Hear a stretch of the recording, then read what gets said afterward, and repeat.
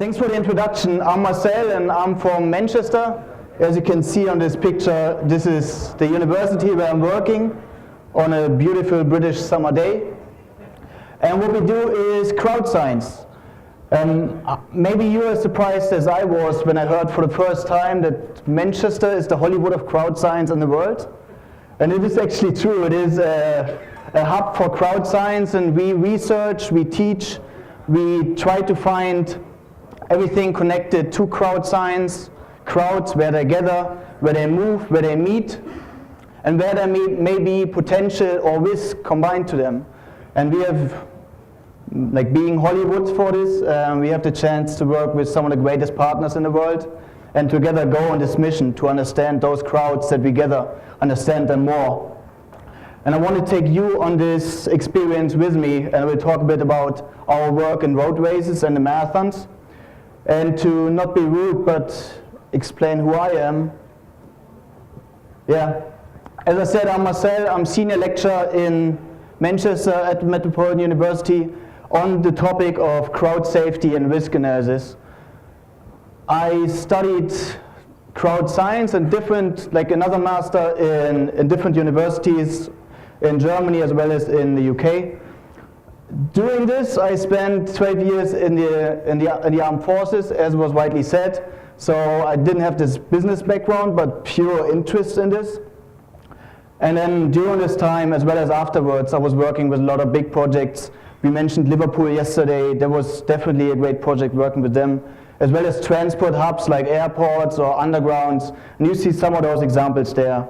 And that's what we do now in Manchester since a couple of years. And we're building this Hollywood atmosphere. Come to Manchester whenever you can, just let me know. And those are some of the pictures of those projects that we work with. And when I say we're working with them, that's really what we do. Of course, there's a consultancy part because we all have the same goal of making those events successful and safe. But it is most of the time dialogue of like how to understand those big events. And if you see on the top left, that is the Expo 2020 in Dubai. A really big event, $45 billion used to have 25 million people who will navigate through this expo in 5.5 months. And no single queue can be longer or shorter than expected. Everything needs to work from day one to the last day because you also can test it. It will be the biggest expo ever, and there's no chance of testing it, but you need to foresee, will everything work absolutely to schedule. On the top right, you see Dubai New Year's Eve. They also have a great challenge, as do most of the New Year's Eve events, because you don't have tickets. You don't know how many people will show up. You pretty much promise your whole city you can come and you can have a look, and then you hope that not more people show up than you have space for. So working with them or working with Sydney or London on those New Year's Eve events, that's a great learning curve, as is the lower left, that's Canada Day, particularly the one in Ottawa for the 150th anniversary of the country. And again, that's one of those things that you can't really test before, because how often do you get the chance to celebrate such a university of a whole country? And on the lower right, that is just one example for those many stadiums that we work with. Because we talked about Anfield yesterday, I took that off and replaced it with Duke Blue Devils, because they have an important game going up. Go Duke. But one thing that's close to my heart, and that a lot of resources that we use, is for marathons. I mean, if you look at a picture like this, or if you listen to the speakers before me, there's no way not to love it, and all the energy that's in marathons. And also from a crowd science perspective, there's so much in it. In the stadium, you need to get them in on time, and then they sit for 90 minutes, and in the middle they go for a pee and for a new drink. And then they go home again. There's obviously more to this, but in a marathon, they never sit. Like for 9 hours or for more, everybody's on the move, and not just the runners.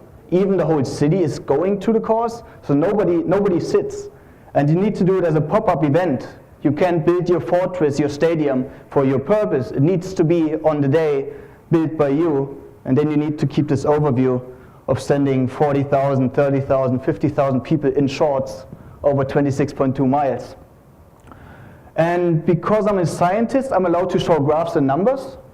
in my presentation, and I keep that short though. So what you see here is what a marathon looks like in numbers. Those are the finish results, and they're pretty easy to explain, I hope. From left to right you see the time of the event from 0 hours up to 9 hours, and then you see on this graph where people and when people finish. And I mean, you see this big peak at 4 hours. That's understandable because it's one of those goals, just 3 hours, 3:30, 5 hours that people want to reach and that people then have as their finish time. So that's pretty straightforward, but there's actually more to this because our marathons are now three-dimensional. That means not everybody's starting at the same time. This is their journey. What we see here is their journey between start and finish, but we need to get them to the start first. And you saw that in Singapore, and you have experience with this probably, that you have like this long queue behind the start, and everybody would start like 5 minutes, 10 minutes, 30 minutes, or later after the first start shot. So that creates a different curve because not everybody is on the same time. And we call this yellow graph, we call that net time. This is what you will have as a net result on your certificate from start to finish. But technically it's invisible. You will see it on your result. But your actual journey is to the start, 10 minutes maybe, and then 3 hours of a running if you're fast. So after 3 hours, 10 minutes, you will stand in front of the race organizer who will give you your medal, and also your friends need to know it's not 3 hours, but 3 hours 10. So that's why the yellow one is invisible, and the blue one, that's what counts for us. This is when those people on different timings will actually be in front of us. And like we demand their water, demand their medal.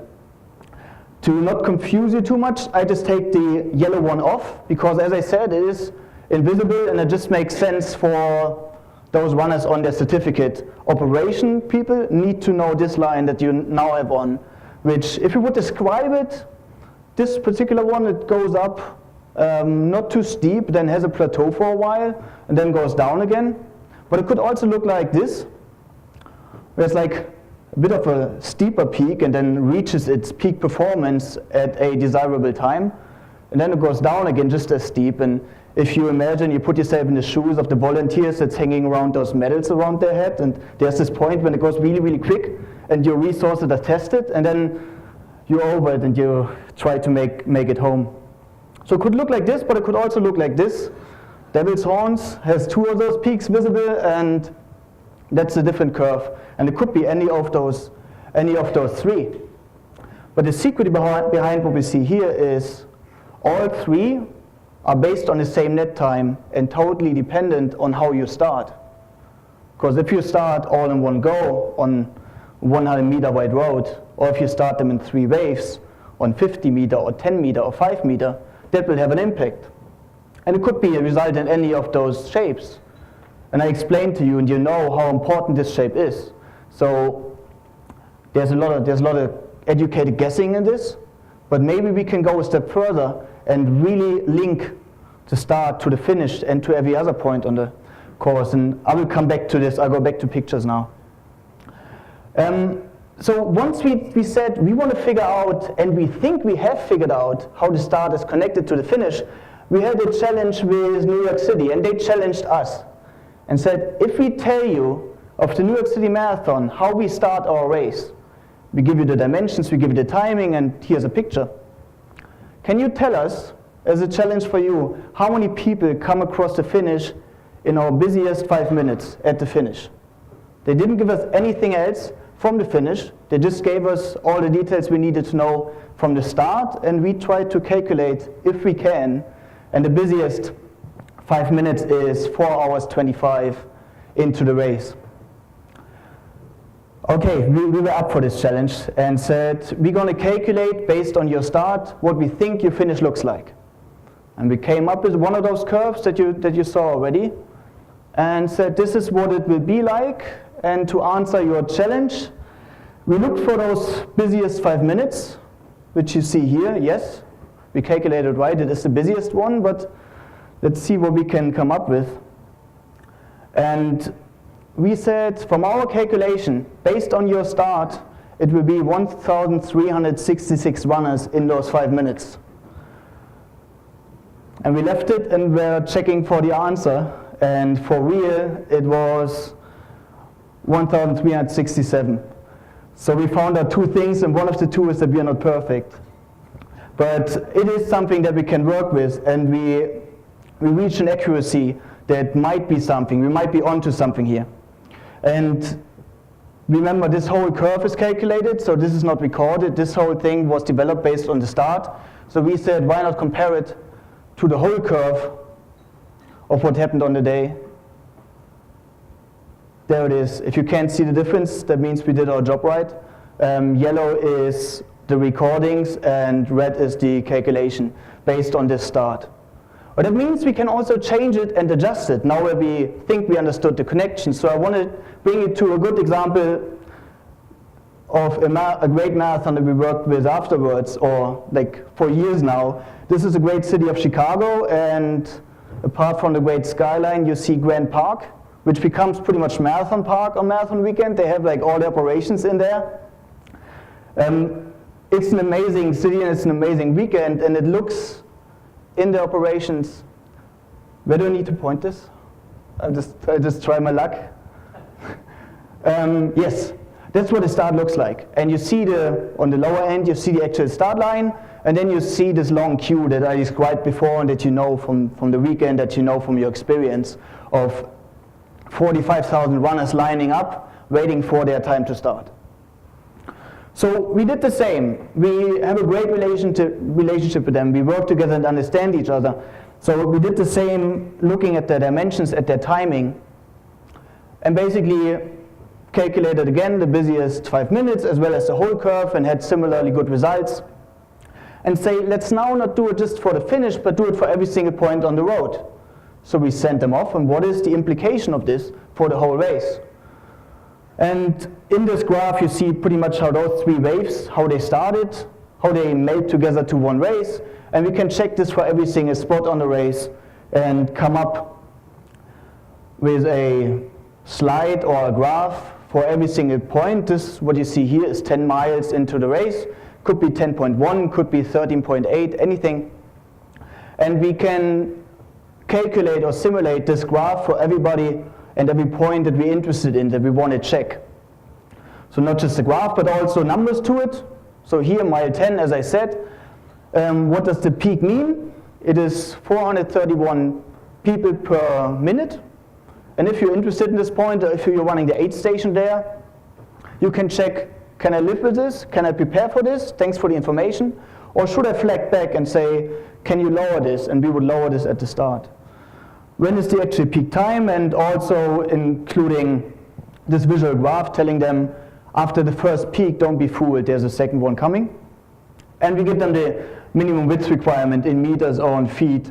What does the crowd that's arriving at your spot, what do they physically need? And the next, now you can see that we're nerdy scientists. Now we said, like, actually, if we can look at every point, we can also look at every point at every time at the same time. So we came up with this. That might be a step too far, but when working with Chicago, they actually saw something in here, because in every single slide, they see 1 kilometer of the race, stretched over time, stretched over a number of people. But back to the start.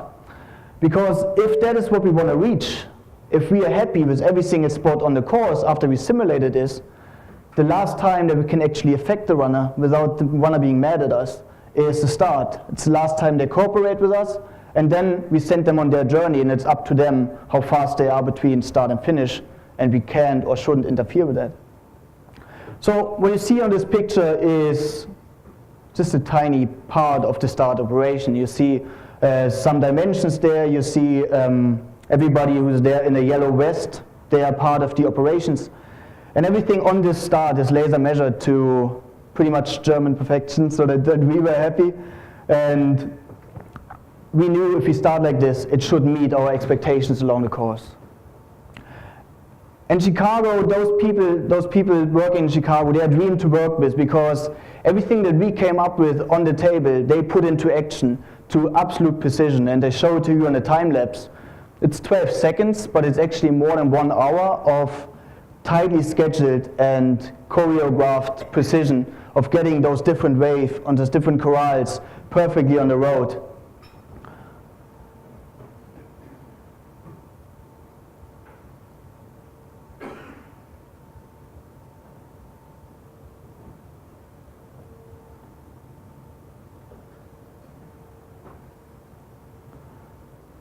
So, and especially Chicago is an example where you come up with a plan and then they put it into action and you're amazed by the precision that they actually do in the operations.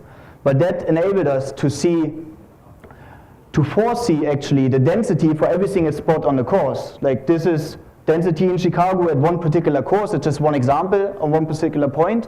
But this is what we envisioned and this is what we planned. And with those operations at the start, they enabled us that this is exactly what's happening, as well as on every single aid station.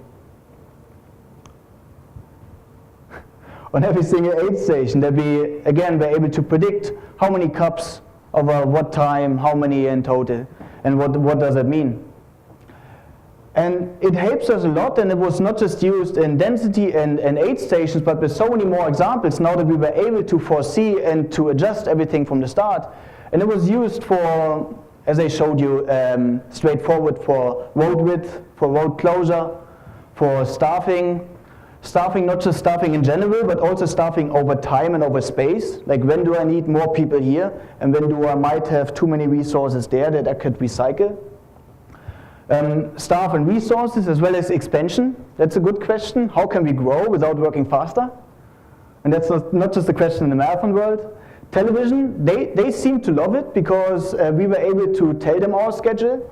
London Marathon, for example, they start at different locations, and it's interesting for BBC to know they start here, then they start there, and then this is a point of interest, and this is where they come together.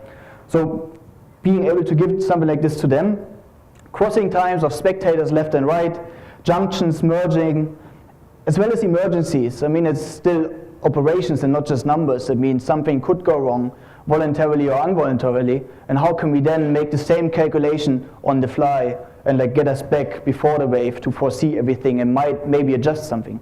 So mid-wave changes. And it has, for good reason, has those 3 points there, because that's up to the question of the race organizer. As university and as marathon enthusiasts, we had the aim to make this happen and to find the connection. But we don't have an own race, so now it's this great dialogue that we have with some of those big races to foresee what's of interest to you. If you could look at the whole race at one time and at every single spot, what would you look for? What would you use this for? But it mainly can be put under two headings, which is safety. We use it for the safety of the runners, as well as for the runner experience, to ensure a better runner experience, or despite all the constraints that we have and the growth that we imply, how can we ensure that it transports the runner experience that we want them to have? So I just take you to, now that you know everything that I know, I run you through 2 examples.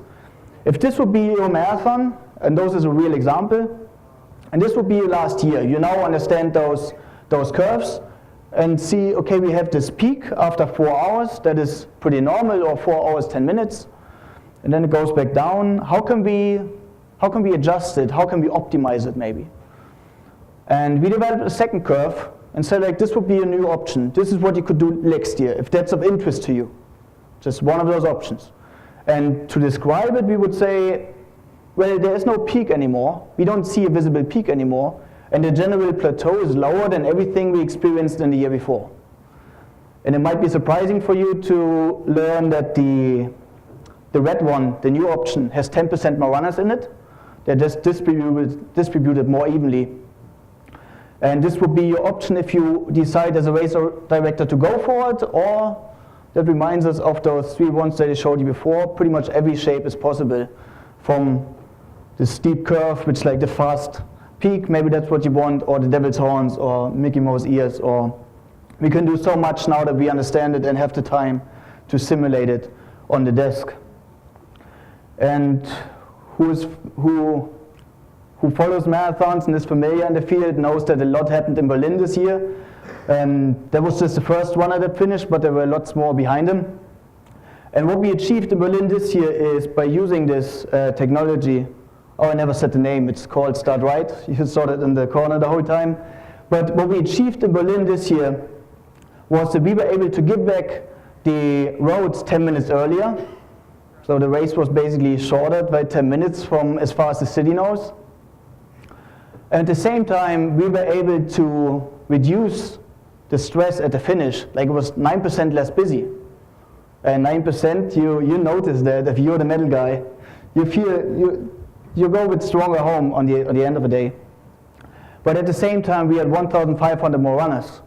So our good friends in Berlin played around with this and like won in all 3 disciplines. Like were faster, had more runners, and like were less stressed out at the finish, just by adjusting what they already had, the resources that they had, adjusting them with a better understanding. That's the actual tool that we use in the background. Don't be fooled. You put in all your dimensions and you put in all your timings and all your runners and so on. But what happens in the background is 6.5 million calculations. We know it's like a big race, and the journey, the individual journey for every single runner changes by every centimeter that you change at the start. And what that means on the big scale is what we found out now with this tool called Start Right. And all of this would not be possible without working with those great partners of World Marathon Majors, and some of them sit here and maybe Tim is watching.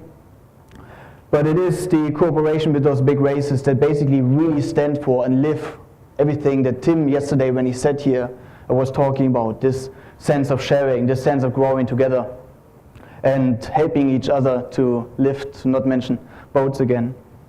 I also want to thank Mike Nishi, especially in Chicago, because he really lives on a daily basis this professionalism, this dedication, but also being open to everything, open to include stuff, but also share with others. If you have a chance, talk to the man or go to his presentation this afternoon at 3:30. And it's great working with them. It's great working with his team because they all understood it. And if you're just as open and dedicated, you will get the chance, but you better not like sleep so much and love what you do. Then you're going to be successful. And I want to thank you for listening. I know it's always hard to like talk about statistics and science stuff, and everybody is happy to be out of school. But it enabled a lot of great conversations of like, hey, what can we do? As I mentioned, we don't have an own race. So that opens it up for questions because we have a couple of more minutes until they throw me off the stage. So yes, please.